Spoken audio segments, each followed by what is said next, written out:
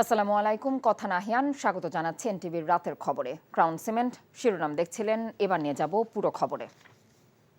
Zia charitable trust দুর্নীতি মামলায় BNP chairperson Begum Khaleda জিয়াকে খালাস দিয়ে হাইকোর্টের দেয়া রায় বহাল রেখেছে আপিল বিভাগ। হাইকোর্টের রায়ের বিরুদ্ধে রাষ্ট্র এবং দুদকের করা লিফট ও আপিল খারিজ করে এই আদেশ দিয়েছেন বিচারপতি মোহাম্মদ আশরাফুল ইসলামের নেতৃত্বাধীন পূর্ণাঙ্গ বেঞ্চ। হাসান জাবেদের রিপোর্ট।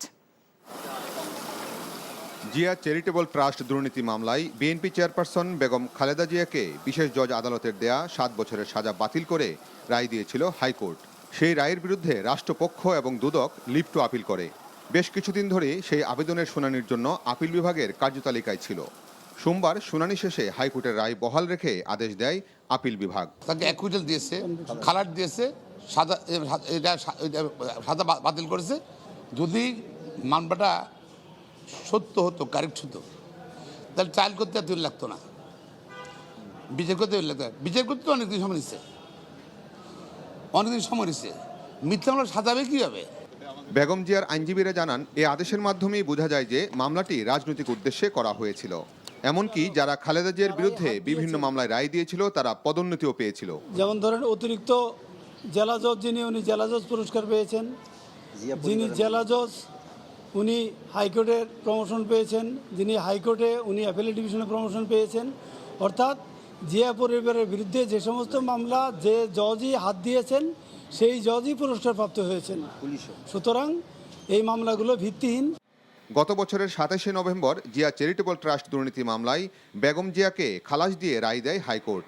2018 সালের 29শে অক্টোবর এই মামলায় খালেদা জিয়াকে 7 বছরের কারাদণ্ড এবং 10 লাখ টাকা জরিমানা করেছিল বিশেষ জজ আদালত। Hasan Jabed, NTV news, Dhaka. Myanmar থেকে বাস্তুচ্যুত রোহিঙ্গা জনগোষ্ঠীর জন্য মানবিক সহায়তা হিসেবে ইউরোপীয় ইউনিয়ন বাংলাদেশকে 68 মিলিয়ন ইউরো দেবে। ঢাকায় সফররত ইউরোপীয় ইউনিয়নের কমিশনার হাফজাল আহবিব অন্তর্বর্তীকালীন সরকারের প্রধান উপদেষ্টা অধ্যাপক মোহাম্মদ ইউনূসের সাথে দেখা করে এই সহায়তার কথা ঘোষণা করেন। সোমবার প্রধান উপদেষ্টার বাসভবন যমুনায় লাহবিব প্রধান উপদেষ্টার সাথে দেখা করেন। এই অর্থ গত বছরের তুলনায় বেশি হলেও তা বাংলাদেশের অবদানের তুলনায় যথেষ্ট নয় বলেও উল্লেখ করেছেন সফররত ইইউ কর্মকর্তা।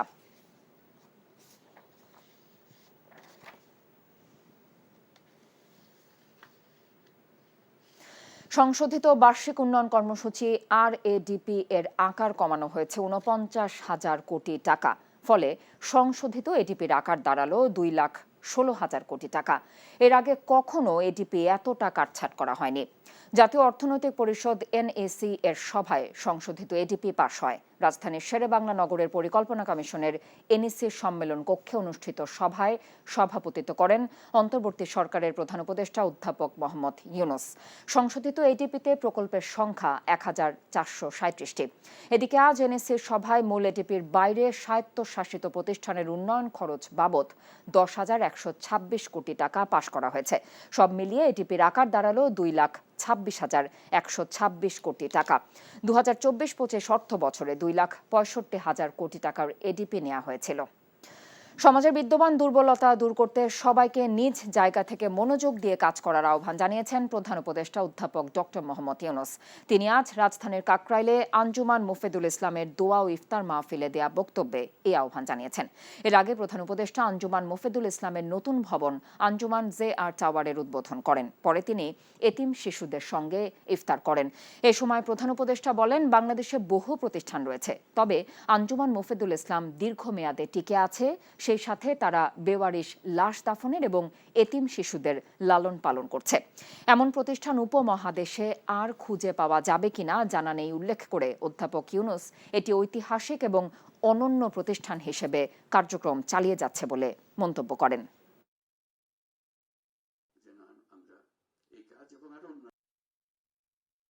আমাদের লক্ষ্য যেন কারো লাশ বেওয়ারিশ হিসেবে না থাকে। আমরা সবাই যার যার মতো করে যেখানে আছি আমরা যেন নিজেরাই বেওয়ারিশ সবার আগে থেকে আমরা রক্ষা করতে পারি, যে তার বন্ধু বান্ধব আত্মীয় স্বজন কেউ না কেউ কাছে আছে, তার এটা সম্মানজনক ভাবে দাফন করবে।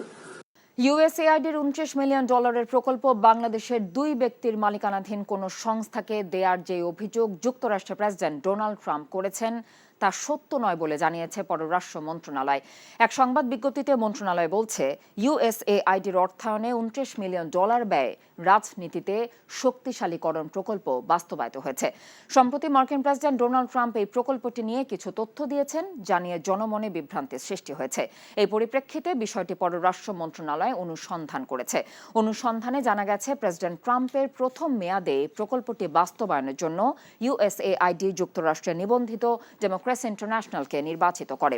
2017 সালের মার্চে চুক্তি স্বাক্ষরের পর ডিআই প্রকল্পটি বাস্তবায়ন শুরু করে, পরে প্রকল্পটির মেয়াদ বৃদ্ধি করা হয়।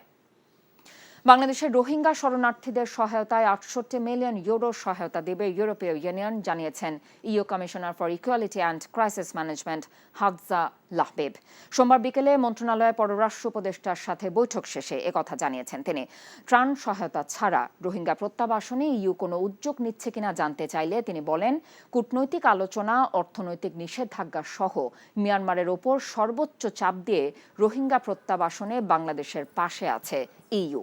রোহিঙ্গা ইস্যুতে সবার জন্য লাভজনক একটি অবস্থান বের করতে হবে বলেও উল্লেখ করেন তিনি। এছাড়াও তিনি বলেন, ইউরোপীয় ইউনিয়ন বাংলাদেশকে সাহায্য করতে চায় শান্তিপূর্ণ এবং অংশগ্রহণমূলক সুশাসনের দিকে পরিবর্তনের ক্ষেত্রে। I'm pleased to announce a new aid package worth over 68 million euros in humanitarian aid. It means diplomacy, it means sanctions against Myanmar, it means pressure, also economic pressure. We need to look for a win-win solutions. The EU is willing to reinforce our partnership to boost cooperation in trade, development, disaster preparedness and other areas of mutual interest. প্রধান বিচারপতি doctor Syed Refat Ahmed বলেছেন, বিচার বিভাগের সম্মান রক্ষা করা এবং পক্ষপাতহীন বিচার ব্যবস্থা নিশ্চিত করা বড় চ্যালেঞ্জ, যেখানে রাজনৈতিক বা প্রশাসনিক কোনো হস্তক্ষেপ থাকবে না। আজ বিকেলে হোটেল ইন্টারকন্টিনেন্টালে পরিবেশগত বিচার ব্যবস্থা সংক্রান্ত এক সেমিনারে তিনি এসব কথা বলেন। প্রধান বিচারপতি আরও বলেন, বিচার বিভাগের উন্নয়নে এবং জনগণের আস্থা ফিরিয়ে আনতে তিনি রোডম্যাপ ঘোষণা করেছেন, যেখানে নিম্ন আদালত থেকে সর্বোচ্চ আদালত পর্যন্ত কোনো দূরত্ব থাকবে না। স্থানীয় পর্যায় সহ সকল পর্যায়ে ন্যায় বিচার নিশ্চিত করা হবে। অনুষ্ঠানে ব্রাজিলের ন্যাশনাল হাইকোর্টের প্রধান বিচারপতি অ্যান্তনিও হারম্যান বেঞ্জামিন ছাড়াও বাংলাদেশ সুপ্রিম কোর্টের উভয় বিভাগের বিচারপতিরা উপস্থিত ছিলেন।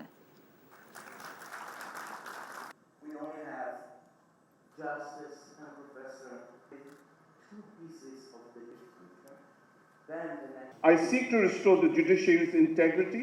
বিচার বিভাগের সম্মান রক্ষা করা ও পক্ষপাতহীন বিচার ব্যবস্থা নিশ্চিত করতে হবে, যেখানে রাজনৈতিক বা প্রশাসনিক কোনো হস্তক্ষেপ থাকবে না। আমি বিচার বিভাগের সংস্কারে রোডম্যাপ ঘোষণা করেছি, কাজও শুরু হয়েছে।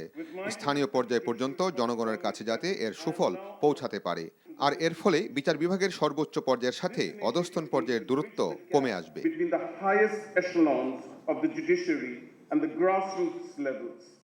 নীতিমালা ছাড়া সাজাপ্রাপ্ত কোনো আসামিকে ক্ষমা করার ক্ষমতা কেন অসাংবিধানিক হবে না জানতে চেয়ে রুল জারি করেছে হাইকোর্ট। আজ এক রিটের শুনানির শেষে বিচারপতি ফারা মাহবুব এবং বিচারপতি দেবাশিস রায়চৌধুরীর দ্বৈত বেঞ্চ এই রুল জারি করেন। রুলে সাজাপ্রাপ্ত আসামিকে রাষ্ট্রপতির ক্ষমা করার ক্ষমতা সংক্রান্ত নীতিমালা করার নির্দেশ কেন দেয়া হবে না তাও জানতে চাওয়া হয়েছে। গত 20 জানুয়ারি জনস্বার্থে রিটটি করেন আইনজীবী ইশরাত হাসান। রিটে রাষ্ট্রপতির ক্ষমা করার ক্ষমতা প্রয়োগে নীতিমালা করার আবেদন জানানো হয়। রিটকারী আইনজীবী জানিয়েছেন, ইতোমধ্যে রাষ্ট্রপতির ক্ষমতার অপব্যবহারের কারণে অনেক সাজাপ্রাপ্ত আসামি ক্ষমা পেয়েছেন, যার মধ্যে সাবেক সেনাপ্রধানের ভাই জোসেফ আসলাম ফকির অন্যতম। ভোক্তা পর্যায়ে কমল তরলীকৃত পেট্রোলিয়াম গ্যাস এলপিজির দাম। আজ থেকে 28 টাকা কমে 12 কেজি বোতলজাত এলপি গ্যাস বাজারে পাওয়া যাবে 1478 টাকায়। সোমবার দুপুরে রাজধানী কারওয়ান বাজারে টিসিবি ভবনে সংবাদ সম্মেলন করে দাম কমানোর ঘোষণা দেয় এনার্জি রেগুলেটরি কমিশন বিইআরসি। সংস্থাটির চেয়ারম্যান জালাল আহমেদ জানিয়েছেন, আন্তর্জাতিক বাজারে দাম কমায় দেশের বাজারেও দাম সমন্বয় করা হলো, যা আজ সন্ধ্যা থেকে কার্যকর হয়েছে। একই সঙ্গে ভোক্তা পর্যায়ে অটো গ্যাসের দাম 1 টাকা 31 পয়সা কমিয়ে ৬৬ টাকা ৪৩ পয়সায় সমন্বয় করা হয়েছে। আন্তর্জাতিক বাজারের মূল্য বিশ্লেষণ করে প্রতি মাসে ভোক্তা পর্যায়ে এলপি গ্যাসের দাম নির্ধারণ করে দেয় বাংলাদেশ এনার্জি রেগুলেটরি কমিশন।